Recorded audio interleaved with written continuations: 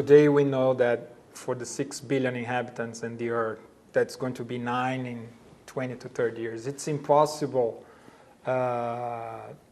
to giving access to the 4 billion people not having access with the same standard of addressing needs based on materiality that the US and Europe are the standards they are living today. Exactly. What are the paradigms that we are going to face to transit from this old paradigm of material economic based to this spiritual? Because, I mean, what are the biggest questions we have to face to shift from this paradigm to this new paradigm for the higher needs of human beings, considering that you are from India, we are from Brazil, we still have people not having enough food for a day. So, right. So we have to be careful. We have to be careful never to underestimate the importance of the material sector. Because for, as you said, still 80% of Brazil, for example, 80% of India, for example, 80% of Russia, these countries still have, although they are at once very high intelligent people and highly intelligent sector of the economy that is there, but there is also this sector. So at once we never underestimate or we never undermine the importance of the material sector. But in addition, we must be ready to serve the rest. And also we must not forget United States, we must not forget Europe, Japan. These countries have the opposite condition. They have about 20% in the misery level and 80% who are completely ready to have meaningful, very meaningful economy. So what I'm suggesting is that this is not an either-or proposition. This whole worldview that is helping us to reinvigorate our social systems, this whole worldview is a very inclusive worldview. It's not like the old spiritual worldview, which used to say that, well, the material part is just Maya, illusion. We don't have to engage with it at all. The more free you become of it, the more happy you will become. We're not saying that. This new worldview is a complete integration of what is material and what is spiritual. We see that, yes, material is very valuable because the manifest world evolves. And evolution is a very important objective, just as being is a very important objective of spiritual search. But evolution is equally important objective of spiritual search also. And evolution can happen only in manifestation. So the manifest world is important. When you realize that, we never undermine the manifest world, even a part of manifest world. So material sector of the economy will be, of course, not neglected. But in addition to that, we'll develop this meaning sector of the economy, where people will be doing meaningful jobs. And they will be producing vital energies, positive vital energies. They will be producing, like in the health profession.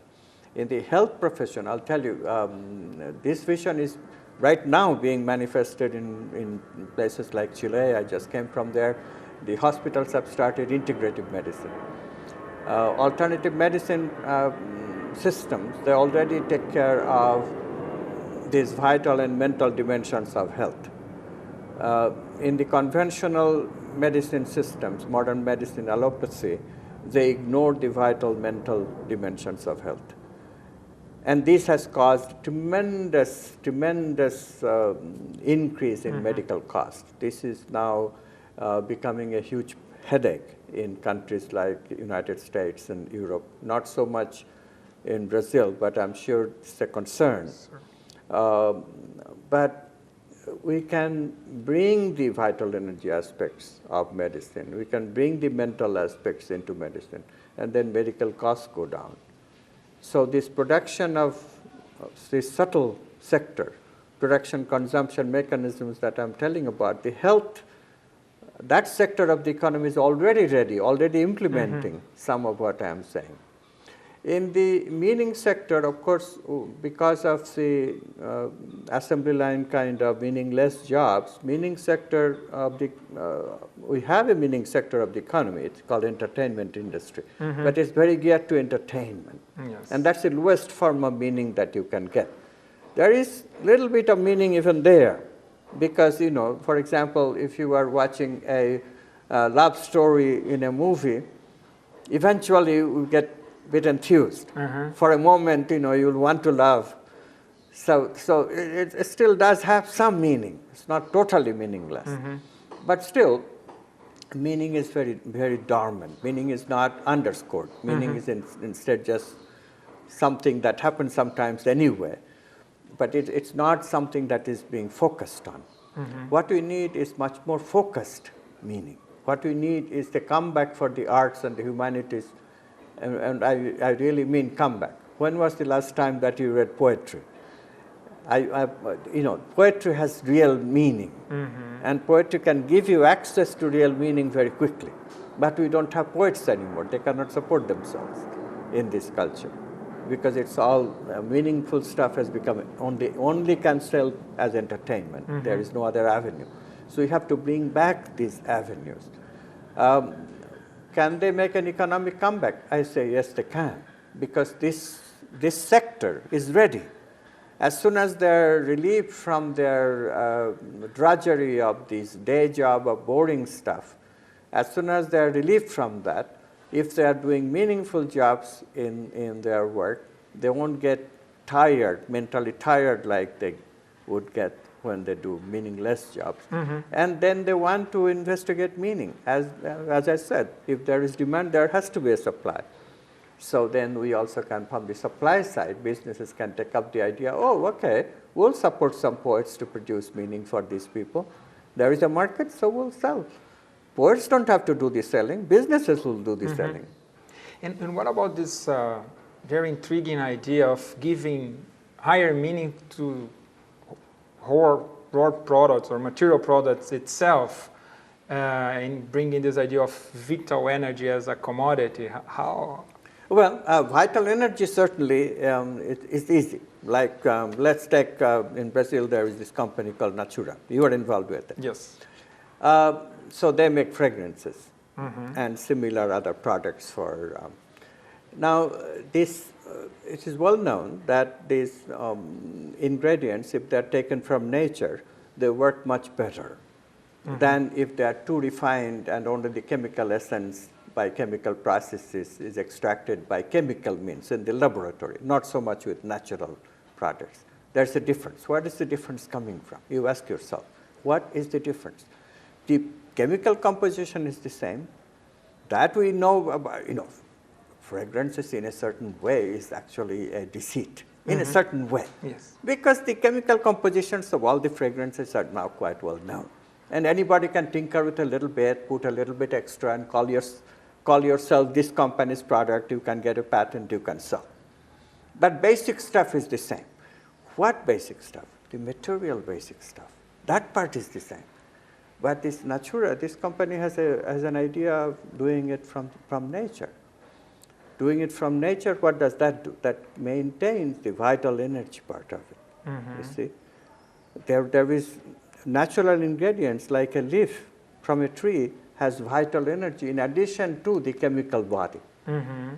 So chemistry only takes care of the chemicals, the physical part. But in the various processing, they completely get rid of the whatever vital ingredient that there was in the original stuff. They have not known about it. They have not thought about it. They have ignored it. Yes. Whereas people who are interested in nature, they, of course, they are also ignorant. We are finding out our vital energy only very recently. But even ignorantly, they had this feeling that maybe if we have used the natural ingredients, something will be better. And it turns out that it is better because of this vital energy ingredient of it. We need to do more research on this, but now we can measure vital energies. And we can measure it very simply. I once did a demonstration where we had many products useful for dieting, you know. And this product was from natural ingredients. So this very simple demonstration, you know, just hold two metal rods like you're dowsing. Have you seen the dowsing process? You know, yes. Just like this. And we took the metal rods towards these other bottles of this stuff, food supplement. Nothing happened. We took it to the natural one. Immediately the dowsing rods became very active. showing clearly that there is a difference. Uh-huh. What's the difference? It's the natural stuff. It's the vital energy that is the difference. So these people are getting the food supplement with vital energy, and those people who will be taking those other products, they are not getting the vital energy. Which you do prefer? Because vital energy is part and parcel of our body. Vital body needs as much nourishment as the physical body does. It's only our ignorance that have so far ignored that very important aspect. This reality. Yeah. Yes. So it's been a pleasure. We are coming to the end of our conversation. What would be your final remarks to this wonderful self or planet transformation journey that we are living these extraordinary times in the earth now to be the co-creators of this evolution to a higher spiritual reality? You mean I can make a pitch for my own movement? We are starting in Brazil, this movement of quantum activism that we spent some time on. We are starting in Brazil, and with my friend Adriano Fromer Piazzi, who is the head of Editora Aleph, we are starting it big. We are going to really offer courses and train people to become teachers of quantum activism, and we'll start make this accessible to whoever want to dedicate their life to a joint venture, a balanced venture of self and the world, improvement of both. So, thank you. Thank you very much.